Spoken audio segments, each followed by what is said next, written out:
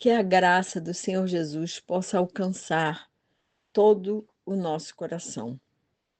Eu quero hoje ler com vocês um texto que está lá em Ezequiel 47. Eu vou ler os 12 primeiros versículos. Diz assim a palavra de Deus. Depois disso, o homem me fez voltar à entrada do templo, e eis que a água saía de debaixo do limiar do templo e corria na direção do leste, porque a fachada do templo dava para o leste. A água vinha de debaixo do lado direito do templo, do lado sul do altar.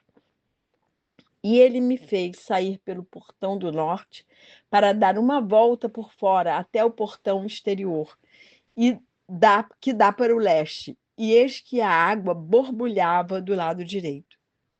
O homem saiu para o leste, tendo na mão um cordel de medir. Mediu 500 metros e me fez passar pela água que me dava pelos tornozelos. Mediu mais 500 metros e me fez passar pela água que me dava pelos joelhos. Mediu mais 500 metros e me fez passar pela água que agora me dava pela cintura. Mediu para outros 500 metros e já era um rio que eu não podia atravessar, porque as águas tinham crescido. Eram águas em que se podia nadar, um rio pela qual não se podia passar andando. Então me perguntou: Você viu isso, filho do homem? Então o homem me levou de volta à margem do rio. Quando cheguei lá, eis que à margem do rio havia grande abundância de árvores dos dois lados do rio. Então me disse: Estas águas correm para a região leste, descem ao vale do Jordão e entram no mar, cujas águas ficarão saudáveis. Todos os seres vivos que povoam os lugares por onde esse rio passar terão vida, e haverá muitíssimo peixe, porque essas águas chegaram lá. As águas do Mar Morto se tornarão saudáveis, e tudo viverá por onde quer que esse rio passar. Junto a eles se acharão pescadores, desde Engedi até em Eglaim. Haverá lugar para estender e secar as redes. Os peixes serão de muitas espécies, como os peixes do mar grande. Mas os seus charcos e os seus pântanos não se tornarão saudáveis, serão deixados para o sal. Nas duas margens do rio nascerá todo tipo de árvore frutífera. As folhas dessas árvores não murcharão e elas nunca deixarão de dar o seu fruto. Produzirão frutos novos todos os meses, porque serão regadas pelas águas que saem do santuário. Os seus frutos servirão de alimento e as suas folhas de remédio. Que Deus abençoe a leitura da sua palavra. O profeta Ezequiel, viu um rio surgindo do templo e fluindo para o oriente, começando com um fio de água e tornando-se um rio profundo. O profeta está ali sondando a profundidade das águas. A descrição desse rio desafia todas as explicações naturais. A torrente começou com um fio de água, mas antes de chegar ao Mar Morto, se torna bem profunda, sem afluentes, para que ninguém pudesse se desviar. Ao atravessar por suas águas, Ezequiel demonstra quão grandes serão as bênçãos divinas que estarão por vir quando os judeus forem devolvidos à sua pátria, tendo o Messias entre eles. Essas águas simbolizam as bênçãos de Deus que fluíam do templo.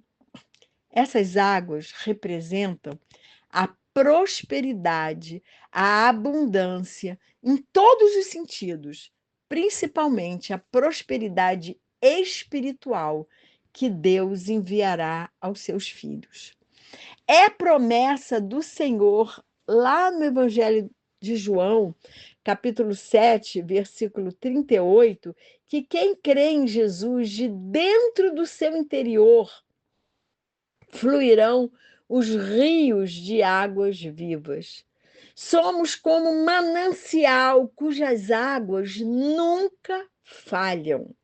Está sempre jorrando do interior do cristão águas vivas, gerando vida, fruto, bênção e cura. Mas por que será que há tantos crentes que estão anos na igreja, mas não conseguem gerar vidas, frutos e nem ser bênção? Por que será que há cristãos emocionalmente tão doentes por anos, anos, nunca se curando da depressão, nunca se curando da ansiedade, nunca se curando das inseguranças? Esse texto de Ezequiel nos dá a resposta. Vamos lembrar que nas margens desse rio crescerão árvores que darão muitos frutos e suas folhas curarão enfermidades. Mas essas árvores só nascem depois que o profeta emergir, for imerso nas águas de Deus. Né? Começa com um filete de água que dá no tornozelo, vem para o joelho, vem para a cintura e chega ao ponto dele ter que emergir, ter que nadar. As águas só se tornam saudáveis entrando no Mar Morto depois desse rio estar caudaloso, estar profundo. E aí sim, aquilo que era morto vai ter vida. O mar não será mais um mar morto, é um mar que terá vida. Esse rio dará vida a uma nova terra que será santa, pois essas águas são purificadoras. Eu creio que esse texto fala de muitas coisas que nós hoje não vamos abordar aqui, porque é um texto muito profundo.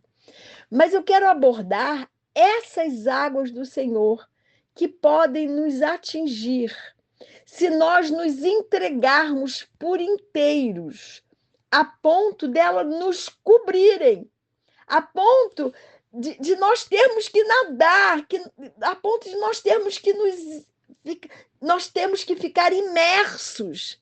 Só assim essas águas vão nos santificar, nos curar e nos restaurar. O profeta foi autorizado a passar pelas águas profundas, porque depois de ser medido, foi visto que ele tinha profundidade.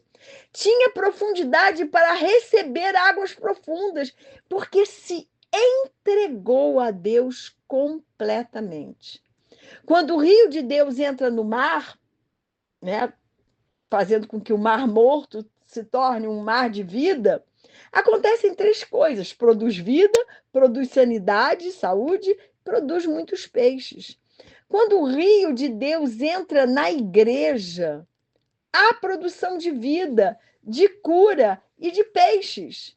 O rio de Deus tem que entrar no mar da nossa vida. Deus está falando do mar morto, que não havia mais esperança de vida. Antes de nos convertermos ao Senhor Jesus, estávamos mortos. O mundo aí fora está morto. E nós que estamos vendo essa mortalidade, o que estamos fazendo? Os peixes não irão onde as águas estiverem mortas. Precisamos do rio de Deus entrando em nosso mar. Não haverá dons, não haverá crescimento, não haverá milagres, curas, não haverá avivamento se os rios de Deus não trouxerem vida ao nosso mar. que antes era mar morto, mas agora é um mar de vida.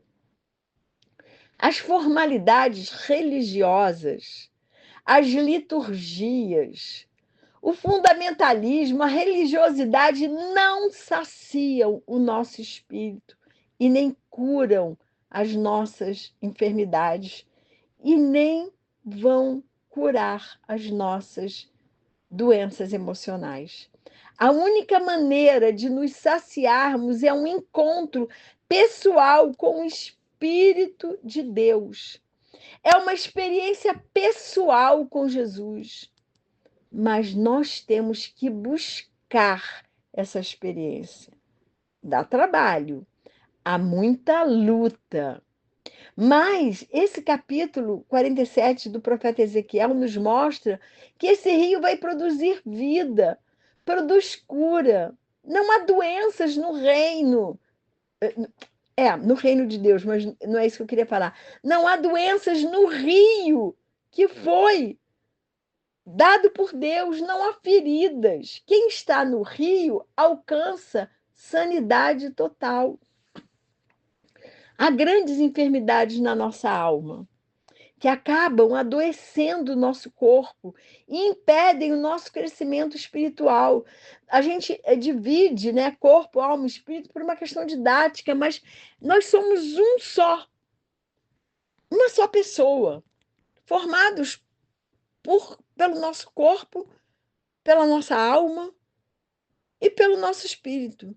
E a alma entulhada com lixos não deixam as águas do Senhor fluírem. E eu já citei João 7,38, que diz que no interior do crente fluirão rios de águas vivas. Mas essas águas só vão fluir se nós se nós nos colocarmos aos pés da cruz de Jesus e colocar todos os lixos que são as nossas feridas, mágoas, ressentimentos. Claro que nós temos, a maioria das pessoas tem muitas feridas, muitas mágoas. A história de vida de cada um, às vezes, é tão dolorosa que inundou a nossa alma com entulhos, com lixos. Quais são os lixos que vão entulhar a nossa alma? Raiz de amargura? Angústia? Ansiedade? Medo? Pânico? Sentimento de culpa? Sentimentos de frustrações e fracassos? Sentimentos de inferioridade? Autopiedade? Ciúmes? Invejas? Inseguranças diante dos desafios da vida, diante das lutas da vida, diante dos traumas da vida, ressentimentos e falta de perdão. Falta de perdão, como entulha a nossa alma. Sentimentos de rejeição, depressão e tristeza profunda. Todas essas enfermidades emocionais vão nos entulhar. E pensa num rio todo entulhado, as águas do Senhor não conseguem fluir. Mas a Bíblia nos fala de todas essas enfermidades, dando soluções e oferecendo exemplos de homens e mulheres de Deus que tiveram as suas almas entulhadas com todos esses lixos. Mas temos que clamar por cura e transformação de todos esses lixos, pedindo ao Senhor a plenitude de alegria que só Ele pode nos dar. A igreja que louva e adora a Deus não pode estar permanentemente triste. Todos nós podemos ter momentos de medo. Todos nós podemos ter momentos de angústia e ansiedade. Todos nós podemos entrar em depressão. Nós somos imperfeitos e podemos ter todos esses sentimentos que eu listei aqui. Mas nós não podemos permanecer com depressão. Nós não podemos permanecer com angústia e ansiedade. Nós não podemos permanecer com ressentimentos e falta de perdão. Nós podemos ter ira, raiva e ficar com ressentimentos em relação a alguém que nos magoou, que nos traumatizou, mas nós temos que ir aos pés da cruz para que Jesus nos cure. Nós não podemos permanecer na enfermidade. A nossa vida tem que ser transformada pelo rio de Deus. Mas como ela vai ser transformada com o rio de Deus? Quando nós mergulhamos por inteiro no rio do Senhor, como fez o profeta. O rio do Senhor tem dois aspectos. Ele cura as doenças, dando sanidade, e tira as maldições da terra. Quando entramos no rio de Deus, temos cura e libertação de todas as maldições desse mundo tenebroso. Mas eu tenho que decidir mergulhar no rio para que eu não permaneça na depressão, no sentimento de inferioridade, na frustração, no fracasso, na ansiedade, na angústia, voltando a toda aquela lista. Nós não podemos permanecer. Nós temos que desfrutar desse rio com confiança e alegria. Deus quer que nos lancemos nesse rio com confiança, sem temor, porque o rio de Deus nos dá proteção. Mas nós temos que nos jogar no rio. Mesmo que a nossa mente resista, nós temos que imergir nesse rio para que haja mudança, transformação. Nós temos que nos lançar no rio de Deus para que a nossa vida nunca mais seja a mesma. O rio de Deus é um lugar confiável que dá segurança. Nós temos que sair desse rio tendo um encontro conosco. Nós temos que nos encontrar no rio de Deus. Essa transformação se dá porque o rio, com suas correntes, vai levando as enfermidades e vai transformando, lavando, regenerando. Quando nos atiramos no rio, as correntes de Deus vão nos levando por um processo de aperfeiçoamento. Quando entramos nesse rio, temos vida nova, temos identidade nova, temos cura para as nossas feridas e libertação das nossas maldições. A gente não vai esquecer das feridas, das mágoas, porque Deus não vai nos dar amnésia, mas a gente vai lembrar sem dor, a gente vai perdoar, a gente vai buscar a plenitude de alegria que Deus quer nos dar. E eu não estou dizendo que a gente não possa procurar profissionais da área de saúde emocional para nos tratarmos, porque Deus, ele dá sabedoria aos psiquiatras, aos psicólogos, para eles nos ajudarem nesse processo de cura das nossas enfermidades, de restauração da nossa saúde emocional. Mas eu estou dizendo que nós temos que entrar no rio de Deus e passarmos pelo processo do Senhor para que Ele possa, através dessas águas, nos curar completamente. Mas se a gente não entra no rio, a gente vai estar exposto a todas as doenças e maldições. E não adianta molhar só os pés, pois assim não haverá cura, pois assim não haverá imersão, mergulho. Só há cura se houver imersão. E Jesus é a fonte desse rio. Jesus é a fonte de todas as coisas, de todas as águas. Então, a minha oração por mim e por você é que desfrutemos desse rio com todos os seus benefícios, deixando que as correntes nos levem pelo processo de Deus. Assim seremos uma nova pessoa, uma nova criatura, com uma nova identidade. Afinal, temos a mente de Cristo. A minha oração por mim e por você, é que nós possamos abrir o nosso coração ao Senhor do Rio, mas tem que ser por inteiro, com inteireza de coração e de alma. A minha oração por mim e por você é que, ao mergulharmos no rio de Deus, possamos ter emoções restauradas e curadas de toda enfermidade. Afinal, as árvores que nascem à margem do rio têm suas folhas medicinais, curando toda e qualquer doença, restaurando a nossa saúde física, mas principalmente a nossa saúde emocional. E que o Senhor nos abençoe e nos guarde, que o Senhor faça resplandecer o seu rosto sobre nós e que o Senhor tenha misericórdia de nós. Que sobre nós o Senhor levante o seu rosto e nos dê a paz.